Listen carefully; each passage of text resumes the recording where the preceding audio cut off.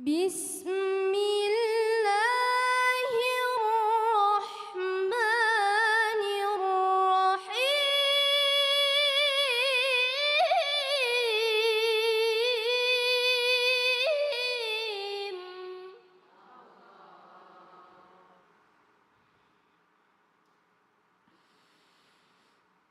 قال اهبطا منها جميعا بعضكم لبعض عدو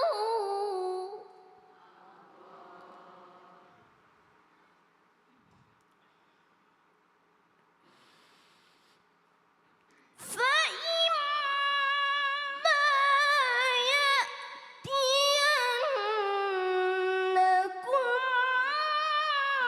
مني هدى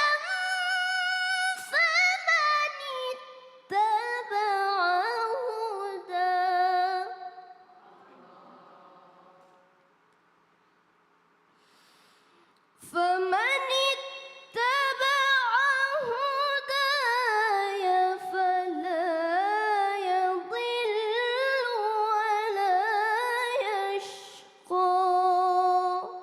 صدق الله العظيم.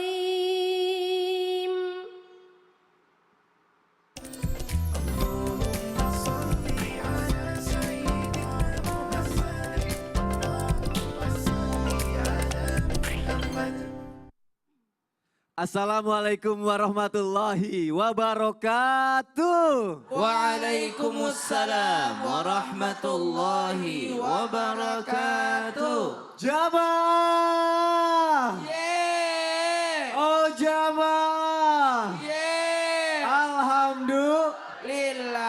Alhamdulillahirabbil alamin. Allahumma sholli ala sayyidina Muhammad wa ala ali sayyidina Muhammad. Alhamdulillah jamaah, kita ketemu lagi di Islam itu indah. Tepuk tangannya dong. Tepuk tangan untuk kita semangat belajar. Dan Masya Allah tabarakallah, ketemu lagi sama guru-guru kita yang Masya Allah sangat kita cintai karena Allah. Dan senang sekali juga ketemu sama calon-calon bidadari surga. Amin. Udah sholat subuh? Udah gimana tadi dengerin ayat suci Al-Quran yang dibawain sama Erin? Merdu ya, merinding ya. Ibu-ibu yang ada di sini suka ngaji. Suka malas ngaji juga. Yakin? Kadang orang kalau suka malas ngaji kan udah mau ngaji tiba-tiba ada jadwal sinetron, nanti ditunda. Mau ngaji ngantuk baru baca satu ayat. Mau ngaji main handphone, waduh tagihan belum bayar, ya lupa lagi deh. Nah biar itu semua tidak terjadi, pagi ini akan kita bahas, akan kita pelajari ya. Tema kita adalah berat membaca Al-Quran, mungkin karena ininya apa? Nanti kita bahas. Tadi kita juga sama-sama mendengarkan suara yang merdu ya dari Ananda Erin Zelia Nawawi. Erin ini juara 1 MTQ di Qatar. Boleh tepuk tangannya dong. Masya Allah, tabarak. Bukan Ustadz Maulana, Erin. Nanti aku mau nanya-nanya sama kamu ya. Kita juga nanti akan mendengarkan lagi lantunan ayat suci Al-Quran yang dibawain lagi sama Erin. Sama Ustadz Syam juga. Kalau gitu jamaah, aku punya tayangan nih. Langsung aja. Sosok 2 mahasiswa digerebek mesum di kamar masjid. Astagfirullahaladzim. Ini dia tayangannya, silakan. Kelihatan lah tuh cewek lagi kayak posisi sujud, cuman nggak sujud banget. Gimana ya? Kayak lagi telungkup kayak gitu.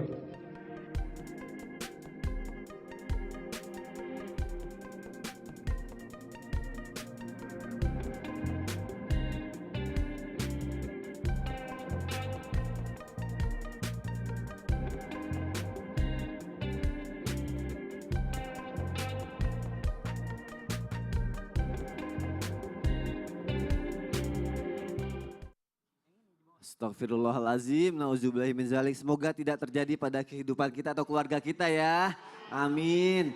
Ustadz Maulana, benar gak sih kalau orang yang berat membaca Al-Quran itu karena banyak maksiat, banyak dosa. Dan benar gak bagaimana caranya nih supaya orang rajin baca Al-Quran? Ya caranya katanya harus taubat dulu. Mohon penjelasannya Ustadz Maulana, silakan. Makasih banyak Mas Sony, izin Erin yang juara, Habib yang juara di hati kita. Ustaz Sam dia juara di hati Jihan. Bismillahirrahmanirrahim. Assalamualaikum warahmatullahi wabarakatuh. Waalaikumsalam warahmatullahi wabarakatuh. Jamaah. Yeay. Oh jamaah. Yeay. Alhamdulillah. Lillah. Alhamdulillahirrabbilalamin. Allahumma salli ala sayyidina Muhammad wa ala sayyidina Muhammad. Satu bentuk pujian dan rasa syukur kita hari ini Kamis. Di hari Ayyamul Bid di bulan Rajab. Masya Allah tabarakallah. Semoga kita mendapatkan keberkahan hingga masuk bulan suci Ramadan. Berbicara tentang adanya orang susah, berat membaca Al-Quran. Kenapa? Karena maksiat dan dosa. Bukankah setiap ketika orang berbuat dosa ada setitik-titik hitam di hatinya. Tik, dosa lagi. Tik, tik, tik, tik. Tik. Bunyi. Salah ya? Dosa menempel sehingga susah mendapatkan hidayah. Sementara Al-Quran adalah hudan linnas, petunjuk bagi manusia. Maka ketika ada orang karena maksiat dan dosa, itu kadangkala susah membaca Al-Quran. Makanya pertanyakan pada diri kita, kenapa ya saya susah membaca Al-Quran? Berat membaca Al-Quran, berat pegang Al-Quran, berat mengamalkan baca Yasin lah dan sebagainya. Ternyata bisa jadi karena adanya dosa. Makanya betul, bertobatlah dulu. Makanya kalau kita mau ngaji wudu dulu. Wudu dulu. Kan bukankah wudu itu juga penebus dosa-dosa? Oh, Gitu. berarti benar karena dosa-dosa makanya berat. Karena dosa. Dan gak berat, taubat dulu. Karena Al-Quran kitab suci. Oh, iya. Hanya orang suci. Masya Allah, tabarakallah. Al-Quran kitab hanya orang Tepuk tangan untuk guru-guru kita, Masya Allah, tabarakallah. Ada tayangan lagi nih, jamaah yang ada di rumah juga nih, ada tayangan lagi nih. Yang lain sibuk pegang HP, dia malah memilih membaca Al-Quran. Ini dia tayangannya, silakan. Allah Allah أغثنا يا رسول الله يا عظيم الجاه عليك صلوات Ustadz Syam kayaknya dulu sekolah gitu tuh ya. Kalau belum storan gitu. Iya. Jadi yang pegang HP tuh karena udah store. Gitu ya. Baru dibolehin ya. Kayak sangka ke semuanya. Iya benar. Tapi sebenarnya ya mungkin ada beberapa anak muda lah yang lebih kecanduan gadget zaman sekarang. Subhanallah, bukan hanya anak muda deh kayak. Orang tua juga ya. Kayaknya. Nah ini bisa dibalik gak Ustadz Syam? Jadi sekarang lebih kecanduan membaca Al-Quran dibanding kecanduan gadget. Bisa gak seperti itu? Mudah-mudahan. Caranya gimana? Nah, baik Silakan, guru-guru, Ustadz Maulana, Habib Syaugi, Erin, Mas Sony, jamaah di studio dan jamaah di rumah. Al-Quran surah Al-Furqan ayat 30. A'udzu billahi minasy syaithanir rajim. Allah. Wa qala ar-rasul وقال الرسول يا رب إن قوم اتخذوا هذا القرآن مهجورا. Dan berkata Rasul Nabi besar Muhammad sallallahu alaihi wasallam mengadu kepada Tuhannya, ya Rabb, wahai Tuhan, inna qaumi, sesungguhnya kaum ini ittakhadhu hadzal qur'ana mahjura, menjadikan hijrah bagi dirinya dari Al-Qur'an hijrah sejauh-jauhnya. Maka kata hijrah sering kita identikkan dengan dari keburukan ke kebaikan. Namun ternyata di Al-Furqan ayat 30 menggambarkan orang yang hijrah dari Al-Qur'an ke HP. Menggambarkan orang yang hijrah dari Al-Qur'an ke sesuatu yang tidak bermanfaat bagi dirinya. Menggambarkan aduan baginda Nabi SAW kepada Allah yang dahulunya Al-Quran menjadi tuntunan, akhirnya menjadi tontonan. Pertanyaan saya ke ibu-ibu, kalau tontonan tuh sekali-sekali atau setiap kali? Sekali-sekali. Tapi ada yang menjadikan Al-Quran tontonan. Sekali-sekali aja dia lihat Al-Quran. Padahal semestinya Al-Quran itu adalah tuntunan yang bukan sekali-sekali, yang bukan hanya setahun sekali yaitu di bulan Ramadan. Tapi setiap saat kita butuh tuntunan. Sebaliknya hiburan itu hanyalah tontonan yang mana sekali-sekali kita lihatinnya, bukan setiap kali. Maka yang pertama mesti kita sadar bahwa ternyata baginda Nabi SAW akan mengadu kepada Allah, kepada orang-orang yang menjadikan Al-Quran bukan tuntunan lagi, tapi hanya sekedar tontonan. Yang kedua, lalu bagaimana agar kita kecanduan membaca Al-Quran yang paling sering dibahas oleh ulama kita, termasuk Imam Al-Ghazali dalam kitab beliau. Apa yang beliau katakan? Yang membuat seseorang bisa kecanduan dengan Al-Quran adalah mengetahui keutamaan pahala dalam hal membaca Al-Quran. Jangankan membaca Al-Quran, menatap Al-Quran saja itu sudah berpahala bagi mata kita. Jadi bagi yang belum bisa baca Al-Quran silahkan tatap aja setengah jam tuh. Tatap aja, liatin, lalu sembari hatinya berdoa, ya Allah mudahkan lisan saya bisa baca Al-Quran ini, mudahkan lisan saya bisa baca Al-Quran ini. Maka semakin sering engkau menatapnya, melihatnya, engkau akan semakin penasaran. Karena penasaranmu itulah engkau akan belajar dan semakin sering membaca Al-Quran. Makanya mungkin dianggap berat karena tontonan ya. Mungkin kalau kilo-kiloan lebih agak ringan kali ya. Oh terlalu berat karena ton. Masya Allah. Terima kasih Sasha untuk penjelasannya.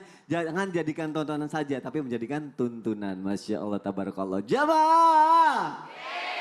Pasti penasaran gak sih sama Erin? Aku penasaran banget kok suaranya bisa, Masya Allah, bisa juara 1 juga MTQ. Makasih ya sudah datang ke Islam Itu Indah ya. Sama-sama. Oh suaranya memang kayak gitu ya, cute gitu ya. Tanyain umurnya berapa? Umurnya berapa sih? Sekarang umur Erin 14 tahun, bulan 2 ini 15 tahun. Masya Allah, nanti datang ke sini ya Milat ya, doain kita juga ya. Erin ada yang mau ditanyain gak sama guru-guru kita mumpung lagi ada di Islam Itu Indah? Ada nih. Apa? Erin mau nanya sama Habib. Oke boleh. Habib, banyak orang tua yang bertanya sama Erin karena Erin bisa menjadi Korea seperti sekarang ini. Apakah boleh orang tuanya keras kepada anak untuk urusan mengaji biar bisa menjadi Korea?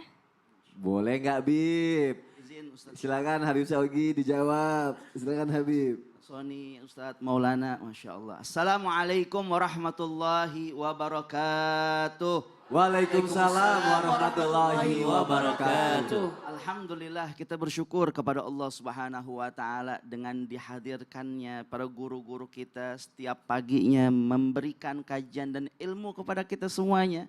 Tadi ditanya sama Erin, ya, apakah orang tua boleh keras sama anaknya dalam urusan mengaji? Jawabannya boleh dan harus. Keras dalam artian enggak kasar, enggak galak, ya, tapi keras dalam artian tegas. Kita harus tegas kepada anak kita dalam urusan mengaji. Kalau saja kita punya anak enggak sekolah, kita sebagai orang tua suka marah-marah. Itu anak lagi tidur, udah mau masuk nih jam sekolah, kita bangunin sebangun-bangunnya. Tapi kalau giliran ngaji kenapa nggak begitu? Giliran untuk sholat subuh kenapa juga nggak begitu? Justru urusan akhirat sebenarnya harus lebih kita utamakan daripada urusan-urusan dunia. Kalau saja ketika kita punya anak nilai rapotnya jelek, kita punya hati sebagai orang tua itu sedih.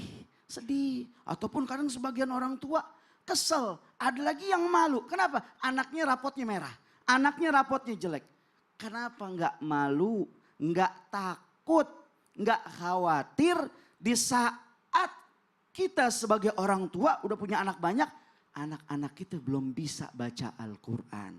Anak-anak kita belum bisa mengaji, anak-anak kita nggak kenal huruf hijaiyah. Maka harus kita keras dalam artian tegas kepada anak-anak kita dalam urusan mengaji, dalam urusan mempelajari daripada Al-Quran. Tentu kalau kita mau punya anak rajin ngaji, rajin baca Al-Quran, kita sebagai orang tuanya juga baca Al-Quran.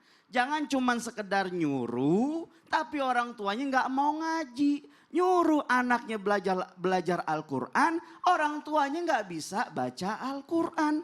Orang tua yang sukses adalah mereka orang yang senantiasa telah pulang ke rahmatullah, ninggalin anak, dia bisa ngaji, dia bisa baca Al-Quran. Tapi orang tua yang rugi, betul-betul rugi adalah mereka orang yang mereka mati sudah pulang ke rahmatullah, ninggalin anak nggak bisa baca Al-Quran, ninggalin anak nggak bisa ngaji. Karena sakitnya tuh di sini, Ya. bukan di situ. Bukan di situ. Jadi nggak apa-apa tegas biar mengenalkan dan mencintai ya itu ya. Harus kita tegas dalam artian biar kita punya anak bisa ngaji Al-Quran. Masya Allah, terima kasih Habib untuk penjelasannya. Terima kasih ya Erin udah bertanya ya. Nanti nanya lagi ya. Iya, siap. Masya Allah, tabarakallah. Sekarang ada pertanyaan dari Instagram, dari jamaah yang ada di rumah. Aku bacain dulu ya.